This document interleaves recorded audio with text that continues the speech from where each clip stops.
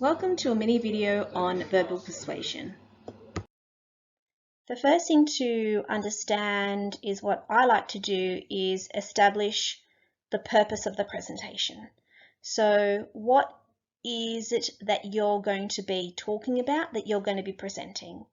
Is it the complete design concept? Is it just the idea at this stage? Is it your spatial approach? Is it your presentation? So as long as you understand what you need to present or what you're wanting to present, it becomes easy. This slide is about time. So after you understand the purpose of the presentation, then you have to understand time. How long do you have to present whatever you're presenting? Concept, idea, sketches, propositions, how long do you have?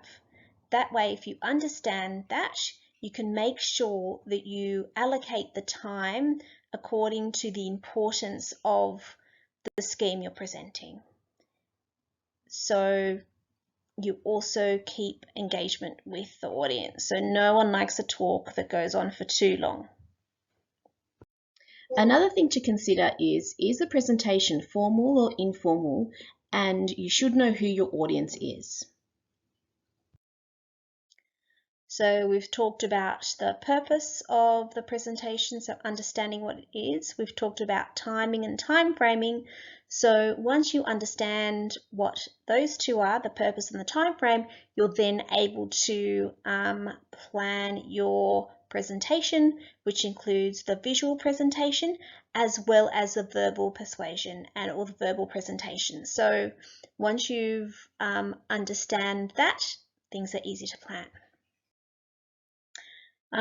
Talking through the slides and through the verbal persuasion, what I've noticed myself doing is talking between the words verbal presentation or switching between them and verbal persuasion. So verbal presentation and verbal persuasion, yes, they can be used to both, but verbal persuasion, if we have a look at the definition of persuasion, it's basically the idea is to convince, to influence, and to entice. And when you're talking about your design to a client, to a tutor, to your fellow student member, it's about convincing them and talking through your design in a convincing way. And it's really important to know that if you believe in your design, if you believe in your idea and you're convinced yourself that it will work, then it's easier to convince your audience. It's easier to convince your tutor. So you have to also connect with your own work to do that. So you have to sort of work through it, work through the design process, work to find a solution that is resolved and works well with the client brief and all of that. But it's about that connection. And once you've done that, you're able to convince the client or your tutor and talk through your design a little bit easier.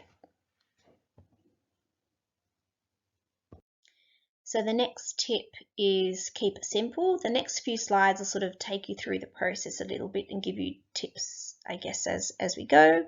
So when you're beginning your presentation, keep it simple. Introduce yourself and introduce the name of your project. Done. On the side, I've got some tips about voice modulation, volume, emotion, expression, the pace. Are you talking too fast? Are you talking too slow? Do you need to pause? One that I will talk a little bit more about is emotion and expression.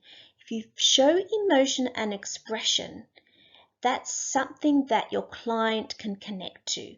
It also shows that you're connecting to your own work, which makes it a lot easier to convince your client or your tutor that you believe in your work, you understand your work, and you're passionate about it.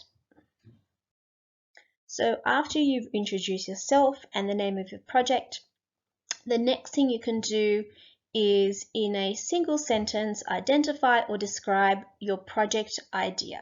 So it becomes very clear when you're talking through the design and through the process what the idea is, and you can keep clarifying it and you can keep emphasizing it.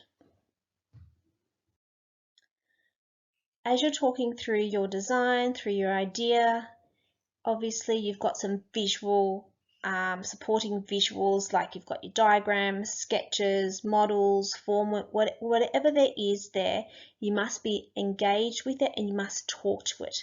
So if you're talking about your plan, point to the plan, walk through the plan. If you're talking about a space through a particular perspective, through a particular view, talk to that perspective, talk to that view.